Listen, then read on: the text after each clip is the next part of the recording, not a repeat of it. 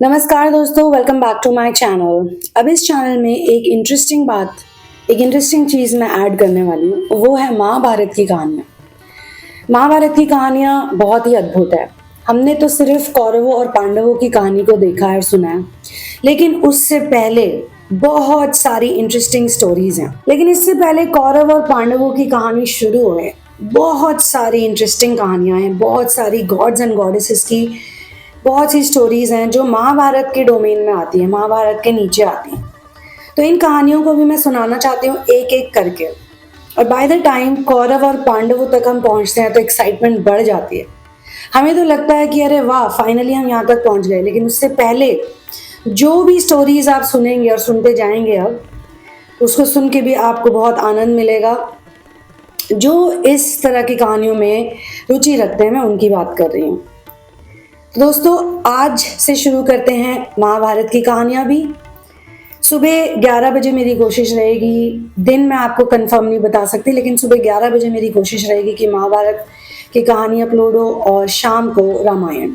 तो बने रहिए दोस्तों, इस चैनल पे जुड़े रहिए। दरअसल महाभारत की कहानी शुरू होती है सौती से।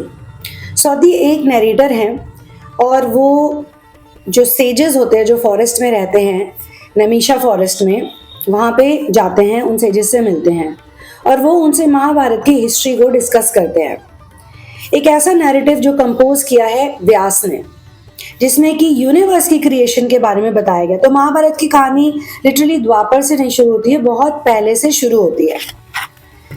तो इसमें डिटेल में बताया गया है कैसे यूनिवर्स क्रिएट होता है और इन सारी रॉयल फैमिलीज की जो लिनिएज है वो कहाँ से आती है, कैसे आती है। तो इस एपिक में पांडवों और कौरवों की कॉन्फ्लिक्ट इंक्लूडेड है और कैसे उनकी डेस्टिनी शेप अप होती है। तो सब कुछ पहले से लिखा हुआ है सब कुछ।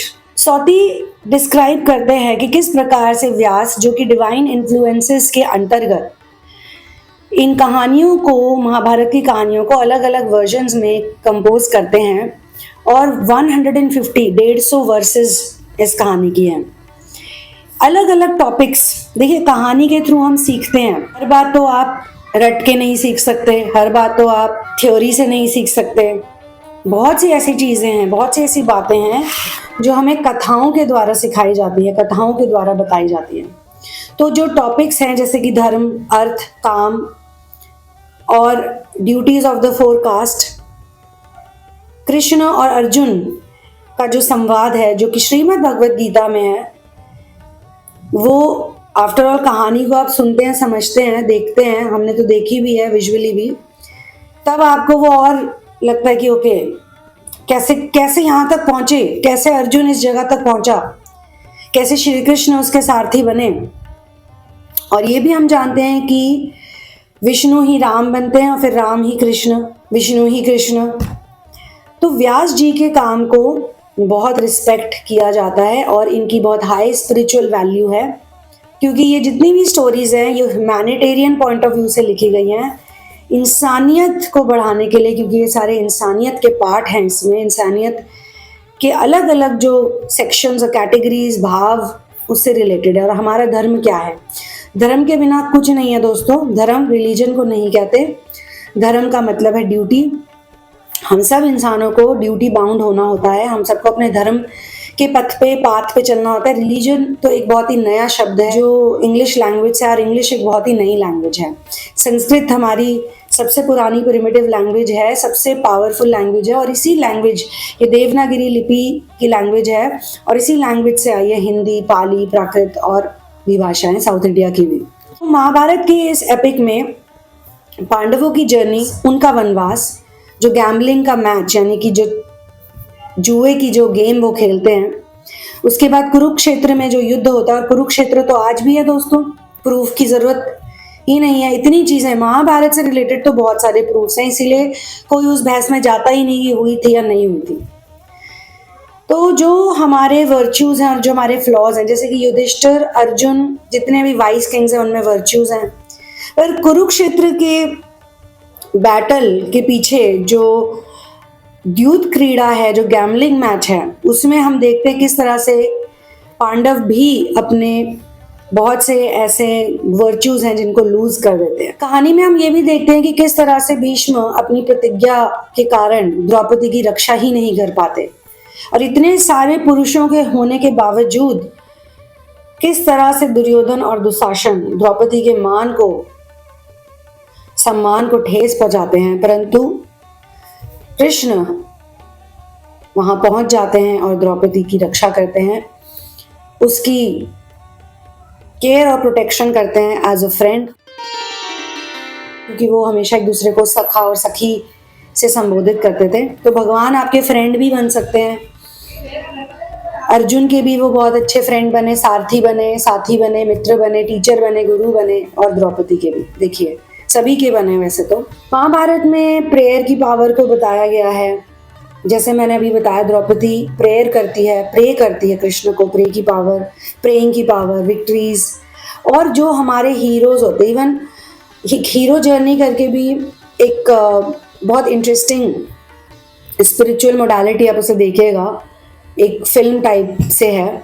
तो कैसे hero basically is not just कोई लड़ने जा रहा है, कोई झगड़ने जा रहा है तो वो हीरो है।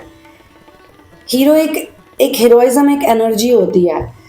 तो कैसे हीरोज डिलेमा को फेस करते इस कहानी में हम देखते हैं, और कैसे वो जीतते हैं, और अच्छाई की जीत होती है, बुराई पे अच्छाई की जीत, इसको दिखाया है। रामायण में भी दिखाया है और महाभारत की कथाओं में भी दिखाया है, महाभारत की बहुत सी कहानियां। तो सौती बताते हैं कि किस तरह से कौरवों का नाश होता है, उनका डाउनफॉल होता है, कैसे दुर्योधन मरता है, भीष्म, द्रोण, कर्ण, एक एक करके सब मर जाते हैं बैटल में, और द्रौपदी का चीरहरण, अभिमन्यु की मृत्यु, किस तरीके से उसे धोखे से मारा जाता है, डिवाइन वेपन्स का यूज, ह्यूमन नेचर की कॉम्प्लेक्सिटीज के बारे में बताया गया है महाभारत में वाया व्यास। कैसे हम जो करते हैं उसका कर्मा भी होता है, कर्मा के बारे में बताया, कर्म के बारे में। तो महाभारत एक बहुत ही अच्छा, आप कह सकते हैं, मॉरल कंपस है, जो कि लालच और जलन और अच्छाई को दर्शाता है। मतलब अलग अलग तरह के जो हमारे टूल्स हैं, मोडालिटीज हैं, उनके बारे में बताता है। As a human being how can we manoeuvre and how can we navigate. जैसे गूगल मैप्स है ना, कैसे नेविगेशन में हेल्प करता है, वैसे ये एक मैप की तरह है। ये हमारा पर्सनल ब्लूप्रिंट नहीं है, हम सबका अपना ब्लूप्रिंट होता ही है प्लैनेट अर्थ पे। हमारा तो ब्लूप्रिंट है ही, हमारी भी स्टोरी चल रही है, देखिए हमारी भी लाइफ चल रही है, हमारे साथ भी घटनाएं घट रही हैं। समय के हिसाब से, दौर के हिसाब से हम लोग असेंडिंग द्वापर में हैं। हम लोग जब पैदा हुए तब से हम असेंडिंग द्वापर में ही हैं एक तरह से देखा जाए। पर मेन कहते हैं कि द्वापर की जो असेंडिंग द्वापर की जो शुरुआत होती है वो 2012 से होती है। कई लोग 2000 भी कहते हैं, कई 2012 कहते हैं। फिर 2020 में एक बड़े लेवल का आप देखिए रीसेट होता है। फिर 25 में रीसेट से पहले की तैयारी, और 25 में कहते हैं रीसेट है। ये प्रेडिक्शन मुझे एज डाउनलोड मिली थी, तो मैंने यहाँ पे इंक्लूड कर दी। आप मेरे चैनल पे जाके भी देख सकते हैं। मेरा चैनल है सुनामून एनर्जी, जिसमें मैं डाउनलोड्स और चैनलिंग शेयर करती हूँ, प्रेडिक्शंस भी शेयर करती हूँ, कुछ अलग अलग तरह की इंफॉर्मेशन जो हमें हमारी रिलेशनशिप डायनामिक में हेल्प करती है। बिकॉज इस समय में जो हम पैदा हुए हैं, तो यहाँ पे रिलेशनशिप्स बहुत हाई जोन में है, कैजुअल रिलेशनशिप्स है, डेटिंग है। अब देखिए महाभारत मुझे इंटरेस्टिंग इसलिए लगता है क्योंकि यहाँ पे कोई जजमेंट नहीं है। यहाँ भी रिलेशनशिप्स की कहानियाँ चल रही हैं, यहाँ भी बहुत चीज़ें ऐसे इंटरेस्टिंग चल रही है, कोई जजमेंट नहीं है। तो हम भी अपने आप को जज ना करके हम ये देखें कि ये हमारा एक्सपीरियंस है प्लैनेट अर्थ का। अब इसी में हमें बिल्कुल हम्बल रह के और ऑनेस्ट रह के आगे की ज़िंदगी जीनी है। अब तक जो जी वो तो जी, और वैसे भी जो हम्बल है, ऑनेस्ट है, उन्हीं को इन देवी देवताओं की कहानियों में बहुत इंटरेस्ट आता है। ऐसा कहते हैं, मेरे मास्टर के भी वर्ड्स हैं, ये उन्हीं के वर्ड्स हैं इनफैक्ट, हाँ ये उन्हीं के वर्ड्स हैं, कि जिसको रामायण में इंटरेस्ट है तो समझो उसका सौभाग्य चल रहा है, जिसको रामायण में इंटरेस्ट नहीं है तो उसका दुर्भाग्य चल रहा है। जिसको रामायण में इंटरेस्ट है ना दोस्तों, ये मैं अपना ऐड कर देती हूँ, उसको महाभारत की कहानियों में भी इंटरेस्ट आएगा ही आएगा। क्योंकि रामायण जो पढ़ता है, सुनता है, उसको श्रीमद् भगवद गीता भी बहुत पसंद है। और श्रीमद् भगवद गीता तो एक मेटाफिजिक्स का खजाना है। और महाभारत में भी बहुत सारी ऐसी इंटरेस्टिंग साइंटिफिक बातें हैं।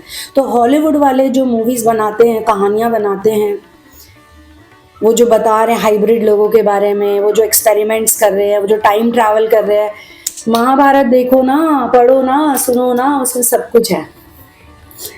वो लोगों ने तो अब बनाना शुरू किया हमारे यहाँ तो, बल्कि मैं तो उनको भी अलग नहीं कहती हूँ, क्योंकि अब जो वेस्टर्न कल्चर स्पिरिचुअलिटी में घुसा हुआ है और अब जो वेस्टर्न वर्ल्ड स्पिरिचुअलिटी को अंडरस्टैंड करता है, तो वो तो एक अलग ही लेवल का वाव है, उनको देख के अच्छा लगता है। तो ठीक है, आगे बढ़ते हैं। ये जो नैरेटिव है, जो संजय, तो महाभारत में कैरेक्टर है संजय, जिनको दिव्य दृष्टि मिलती है और अपनी दिव्य दृष्टि की वजह से वो सब कुछ देख सकते हैं कहीं और बैठे हुए, डिवाइन विजन, इंट्यूशन भी कह सकते हैं, मगर उनके पास तो विजन ही होती है। तो वो धृतराष्ट्र को ये कहानी सुनाते हैं, जो कि ग्रीव कर रहे होते हैं, जो कि वैसे तो अंधे होते हैं, तो वो देख नहीं सकते, वो वहाँ जा नहीं सकते, वो लड़ नहीं सकते। तो संजय उनको ये स्टोरी सुनाते हैं, उनको याद दिलाते हैं कि लाइफ कितनी इम्पर्मानेंट है और डेस्टिनी का रोल कितना बड़ा है। इन सारी स्टोरीज के थ्रू हम भी जान सकते हैं, हम भी सीख सकते हैं धर्म के बारे में, और हम डिवाइन जस्टिस के बारे में सीख सकते हैं। तो इसीलिए महाभारत एक बहुत ही ब्यूटीफुल डिवाइन स्क्रिप्चर की गिनती में आता है, जो कि हमें अच्छे लेसन्स देता है, स्पेशली ऑन मोरालिटी और cycle of life and death, जो कि इटर्नल है। ये तो हुआ इंट्रोडक्शन। अब चलिए कहानी की तरफ बढ़ते हैं। I will see you in the next one. अगले वीडियो में मुलाकात होगी दोस्तों। See you soon. One love, peace out and victory to Ram.